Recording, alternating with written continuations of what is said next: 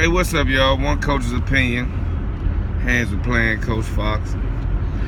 I wanted to ask maybe some of the coaches today, maybe even, I guess it could be go to a manager or a promoter, maybe even a fighter, and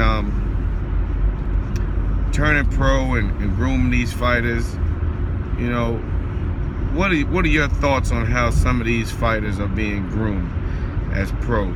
First of all, let's say this, that a lot of guys are turning pro, and they might not be exactly ready, and I understand that, but they're turning pro because, I mean, if you're taking the headgear off an amateur and you're fighting some of the top dudes in the country at some of these tournaments with no headgear on 5 days straight, they might as well turn pro. And you're using 10-ounce gloves. I can understand if you was even up in the gloves, 18-ounce gloves or something, but amateur is almost the new pro, you know, except for harder. But anyway, say you have a pro, he's turning pro, and I'm seeing some of these guys, and they're fighting guys that are so terrible that I really don't feel it helps them grow at all. And the result is, and I'm sure a lot of people are seeing it, you're seeing some of these fighters get to be 11, 12, 13-0, 7-0, whatever, get their shot on TV, and you wonder how they ever got that shot whatsoever, and fight a guy that's, say you got a guy that's 12-0 and he fights a guy that's 9-4. Now the records I understand, could be deceiving, but you should be able to at least win a round. You should be able to at least win a round or two and make it competitive. And maybe not always, but I'm seeing it too much. That's the thing. I'm seeing it too much, where guys are getting groomed, their knockout record is getting built up. You know what I'm saying? They're fighting guys that are 1-19, 3-12. You know what I'm saying? If a guy has lost his last 12 fights, really, how can that help your fighter? That's what I want to know. Now, here's my the way I see it, the way I would do it, the way I like it done. Now, your 4-rounders, you can have those. You can have those garbage men. You can have those trash men. You just want to get them used to taking it serious, the weight cut, fighting in front of a crowd.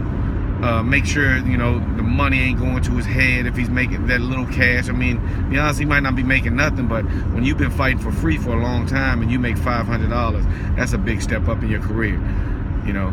But the 4-rounders, you can have those. You know, put them in, because, you know, with a 4-rounder, you make one mistake and it might cost you the fight, and it could actually be a mistake. You get caught with a good shot or something like that. But so I'll give you those. But when I get to 6-rounders, I would at least like the guys to be like 500.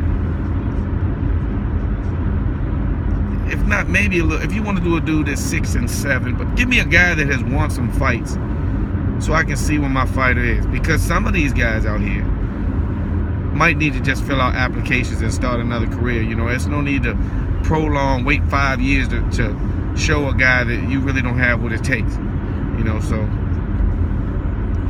give me something at least. I want some 500 guys. Now, if it's the last minute, a guy pulls out and it's the only guy they can find, I'm fine with that. I'm perfectly fine with that. That happens. Young pros see it all the time. You know, build up, get ready to fight, train for 6 weeks or so, or if they're young, they should be training, period, and waiting for opportunity to come. But they've been training hard for a fight because they know they had it, and then for some reason this guy doesn't show or doesn't work out, and you want to get him something real quick, or get him something to make up, or get him something because he's been training hard. That's fine. That's enjoyable. You know what I'm saying? That's understandable. But if you're in 6 and 8 rounders, to me, and you're still fighting guys that are like 7 and 19 and stuff like that, you know, and there are certain situations where I will say it's different. You know what I'm saying? There's certain situations where, you know, you could fight a dude that's 6 and 9, and this guy has fought all dogs, and maybe only been knocked out twice, and he's gonna take your fight a distance and get some rounds. So I agree to those. I agree to those fights. But in general, I'm just saying, the guy that's like 3 and 19 and been knocked out his last 9 times. You know what I'm saying? And you know your guy's 9-0 or 10-0. Is this really going to help your fighter? And you know, remember, this is my opinion, and all situations are different because records don't always tell the truth. But I'm just saying, you know what I'm basically talking about. We're fighting trash men, and I'm not saying, you know, guys that work for the trash company, but guys that are trash men, that's what I call them. And what does that really develop your fighter? I mean, if you're 9-0 and you haven't been past the second round because you've been fighting trash men, did that really develop you? What happens when you fight that guy that is 8-0 and he didn't fight trash men? You know what I'm saying? So, especially when you get to 8 rounders, when you get into 8 rounders, I want a 500 guy at least. At least. I mean, especially if you're higher up in 8 rounders and, you know, you're fighting guys 9-9 or something like that. I mean, that could be some good experience for you, but I mean, you are fighting a guy who has lost 9 times. You know what I'm saying? And his mentality might be different, or he might be one of these dogs that just come in there and say, you know, I really don't care about my record. I'm just fighting because I love it, and they give me this money, and I go out there and fight my heart out. They're all types of guys. But I'm just saying, how do you feel about these fighters that are being groomed to build their knockouts up, with guys knowing they're going to knock out, and when it comes to that big dance, I mean, they don't even know how to two-step. I mean, how do you want to raise your fighter, and what do you think it takes to create a champion? How should they be fighting, depending on the caliber of fights? You know what I'm saying? And I understand how their amateur record came out and stuff like that. It's based on a lot, but like I said, I don't care how your amateur record is. You know, after 4 rounders, you go into 6 rounders, and you're a pro. Fighting guys that have only won 1 fight and lost 19 isn't really going to help you.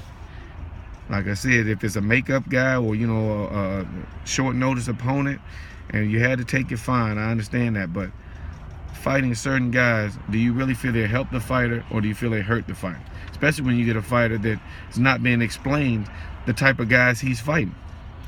Nobody's sitting down and saying, look, man, you were supposed to do that, man. Keep on training hard, blah, blah, blah. But if this dude's jumping around the ring, jumping on the ropes, doing backflips in the ring after he just knocked out a guy that's 2-19, your fighter might not be mentally ready for this, because sure, he might be just celebrating a victory, or he might really think that, hey, I'm like that. I mean, it can help or hurt that mentality. I'm that dog. You see what I just did? 2 minutes into the second round, this guy's out cold, you know what I'm saying, pounding his chest, yelling at the crowd, you know what I'm saying? He might not be, somebody might not be telling him what's the real deal with his situation, and it might hurt him in the long run. So, like I said, I'm not going to knock a guy for celebrating, but you at least got to explain your fighter what you're going to do, what y'all going through. You know what I'm saying? It could be any steps. That's why I'm saying one coach's opinion. Give me your opinion on how a fighter should be groomed, how a fighter should be brought up in the pros. And, you know, I want to listen to what you got to say, and hopefully you enjoy what I had to say. You know what I'm saying? And this isn't an argument. This is just one coach's opinion. And for anybody, one coach opinion, one manager opinion, one promoter opinion, one fighter's opinion. We're all opinions. So don't make this a big blast argument on Facebook or wherever you see it at. All right, Coach Fox, Hands of Plans, one coach's opinion. Thanks for listening. Let me hear what you got to say.